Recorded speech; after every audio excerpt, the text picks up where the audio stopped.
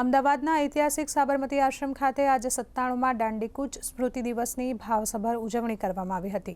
કાર્યક્રમની શરૂઆતમાં પૂજ્ય બાપુની પ્રતિમાને સૂતરની આંટી પહેરાવીને ભાવપૂર્વક વંદન કરવામાં આવ્યા હતા। સાબરમતી આશ્રમથી ગુજરાત વિદ્યાપીઠ સુધી ગુજરાત વિદ્યાપીઠના કુલપતિ ડોક્ટર હર્ષદ પટેલની અધ્યક્ષતામાં પદયાત્રાને પ્રસ્થાન કરાવવામાં આવ્યું હતું। આ પદયાત્રામાં મોટી સંખ્યામાં વિદ્યાર્થીઓ અને અધ્યાપકો જોડાયા હતા, જેઓ રઘુપતિ રાઘવ રાજારામના નાદ સાથે અહિંસા અને સત્યાગ્રહના સંદેશને પ્રસરાવતા આગળ વધ્યા હતા। પદયાત્રા જ્યારે ગુજરાત વિદ્યાપીઠ પ્રાણજીવન વિદ્યાર્થી ભવન ખાતે પહોંચી હતી, ત્યારે પદયાત્રીઓનું ઉષ્માભર્યું સ્વાગત કરવામાં આવ્યું હતું। ત્યારે આ અવસરે ઐતિહાસિક દાંડીકૂચ નામના વિશેષ પુસ્તકનું વિમોચન પણ કરવામાં આવ્યું હતું।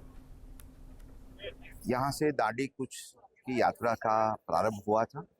उसका पहला पड़ाव बापू स्थापित गुजरात विद्यापीठ के प्राण जीवन के प्रांगण में हुआ था। जो बापू का संदेश पूरे विश्व को था, उस संदेश को आज तक भी जीवित रखने का काम और प्रजा जीवन में एक उत्साह, उमंग और नई ऊर्जा इस माध्यम से सबके मन में रहेगी। उसी शुभ आशय से गुजरात विद्यापीठ ने ये पद यात्रा का आयोजन किया है।